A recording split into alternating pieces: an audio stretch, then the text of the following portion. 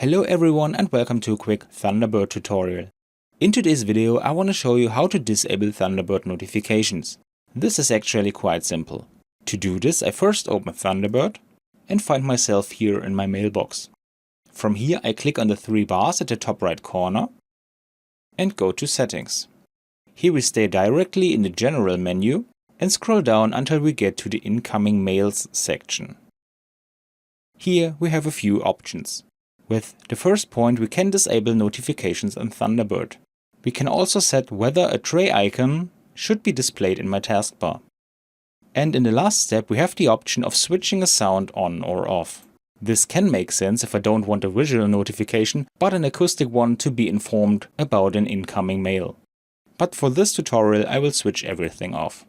And that's all you need to know. I hope you enjoyed the video and I will see you again in the next tutorial. Until then, your tutorial guy. Bye.